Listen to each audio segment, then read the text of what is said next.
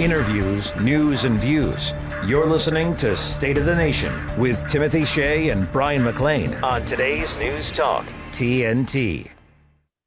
Parents have finally had enough of the racial hatred, class division, and sexual deviance being pushed on our children in government schools by Joe Biden and his cronies. They've had enough, and they're pushing back. Joining us now to discuss is parent Jared Julia. Jared's not an academic, a pundit, or a member of a self-anointed elite. He is a parent who had enough and did something about it.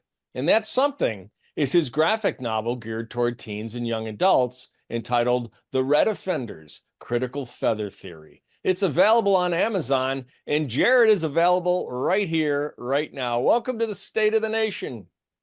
Oh, thanks so much, Timothy. I'm glad to be here. I love the title, The Red Offenders, Critical Feather Theory. I haven't had a chance to look at the book, although I want to. Give us a description of what the storyline is and how it popped into your head to do this. Yeah, well, like a lot of parents, I was bothered by, what my kids were learning in school, but I couldn't really put my finger on what the problem was. And, life is busy, and I had a stressful job where I was traveling a lot, so I didn't really do anything about it until the pandemic. And then with lockdown, I'm in a basement office with with a Zoom account, and suddenly I had more time, and I really started researching how K through 12 comes up with these curriculums.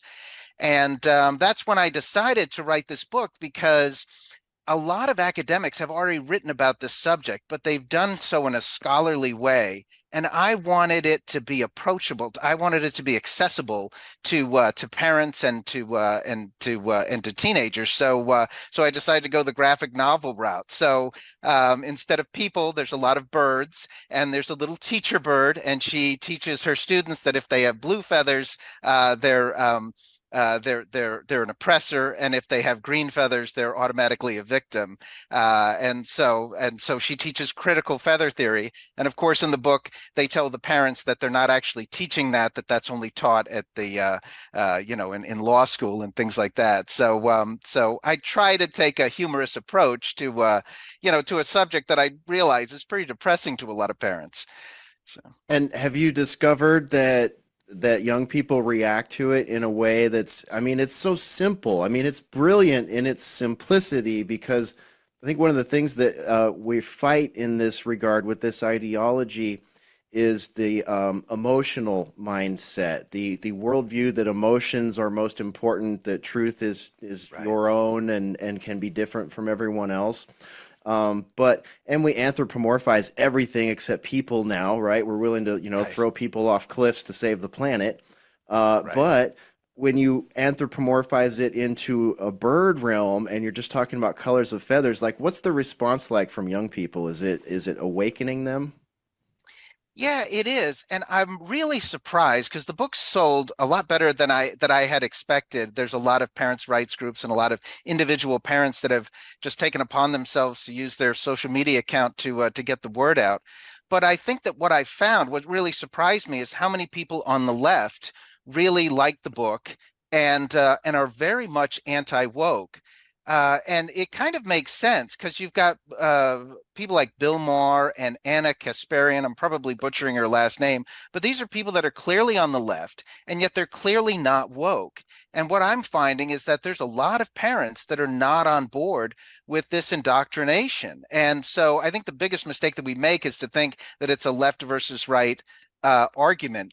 Where we actually have a natural majority of parents that are fed up with this. And I think that really kind of juices me and I really see the tide turning in both K through 12 and in academia. So higher education.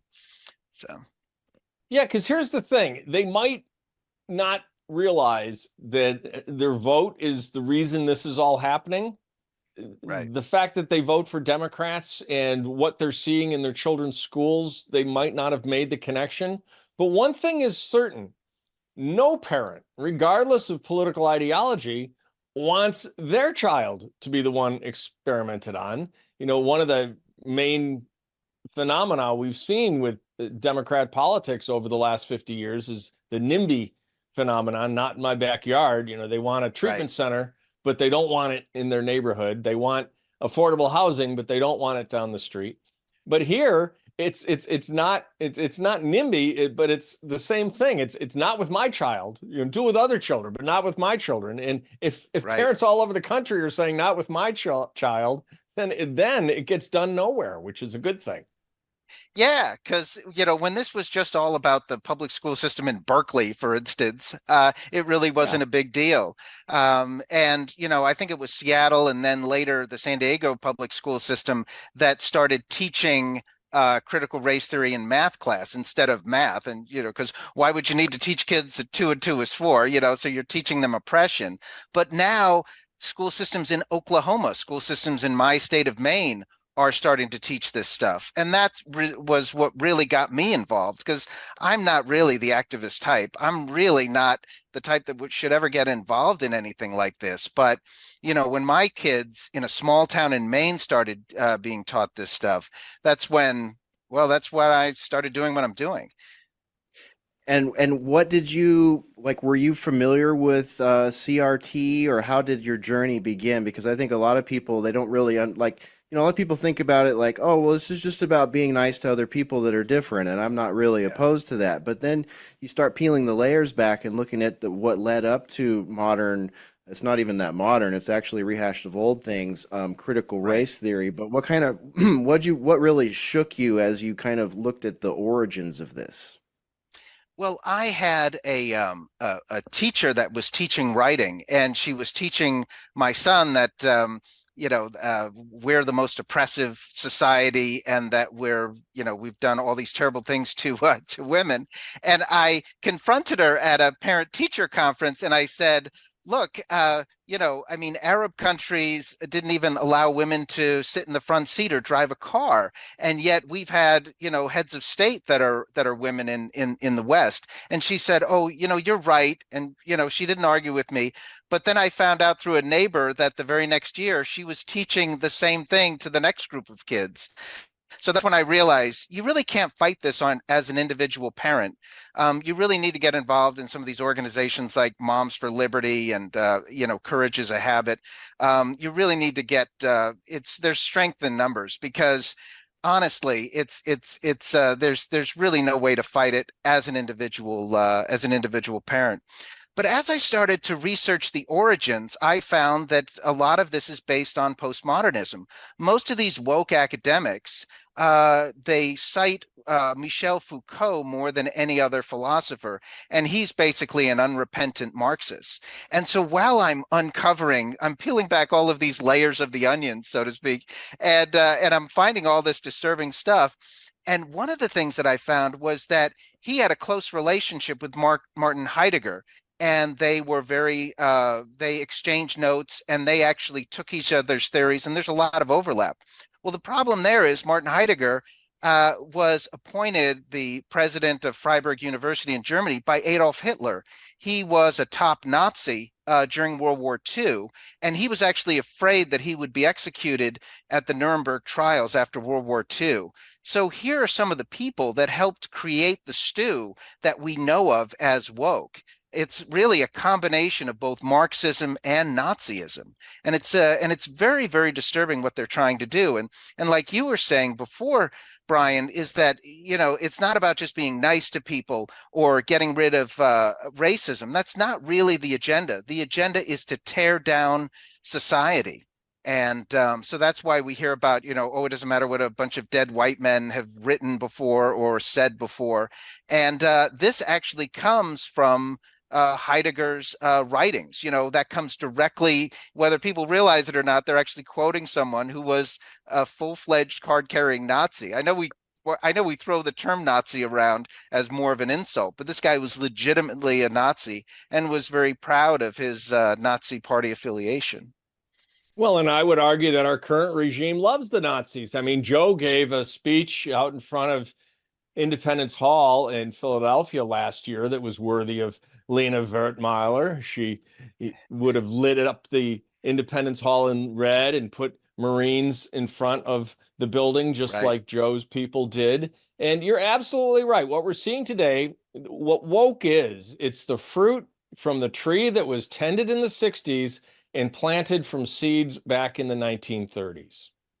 Yeah, and it's very important to talk about the 60s because one of the philosophers that they also quote a lot is Herbert Marcuse, kind of a Mhm. rock star of the philosophy movement in the 1960s, and he wrote a critical essay in 1969 called New Sensibilities. Of course, in my book, there's a scene where a monk is reading from the Gospel of New Sensibilities, but everything that they read is right from this essay. But it's basically there's so many things about Marxism that just aren't workable. But one of the big things is that the proletariat would suddenly rise up and create revolution. And as we all know, that never happened. So what Marcuse talked about in the New Sensibilities was that we needed to create a new proletariat, not made up of workers, because they're not very reliable. They just wanted better working conditions and more money. They weren't about to destroy the society. They found that they could make a new proletariat out of students. So Mhm. college students and also other people that are kind of misfits in society. And you clump these guys together and they can be your shock troops to create revolution. And so, like you said, a lot of that comes out of the 60s, but we're seeing that now because in the Cultural Revolution, the Red Guard were also children, they were teenagers, and you could get them to destroy the existing society. You couldn't get older Chinese to do that, but you could get kids to destroy the society. And today we see the woke getting college students to destroy the society. So it all comes from Marcuse's New Sensibilities. So it's it's kind of scary stuff when you scratch the surface of the sales pitch, which is, oh, we're just trying to be nice to people. Yeah, well, you brought up the Cultural Revolution there, and I've been kind of thinking about Mao's Little Red Book and how that may have played into some of your thinking here. Is there some Yeah, relations that you draw? the red offenders are actually the Gang of Four from the Cultural Revolution. So they get thrown into this woke world with the main character, and but they obviously experience woke very differently. The main character, who's from another time period, is horrified by woke, how it causes kids to hate their country and all this other stuff. Whereas the red offenders are experiencing the same thing, but they're like, "This is great," you know. So it is kind of scary that if Nazis were around today, or if the people from the Cultural Revolution were around, they would love woke. They would think that these woke academics are doing a great job. Well, and the Nazis do love it. We've got actual honest to goodness flag waving, card carrying Yep. Nazis in Ukraine, and we've been funding them by the tens of millions of dollars. And Yeah. it's interesting, I love that you bring up Marcuse. I love that you bring up Foucault, because let's not forget the Vietnam War protests were, we now Right. know, fomented by Red China, and Right. so were the student riots in the late 60s in Paris, for example. And you're absolutely correct. They always use the students, the young people, to do their dirty work, because they know that anybody whose brain is fully formed, if you've got a fully formed frontal lobe, you're not Yep. about to blow up your own country.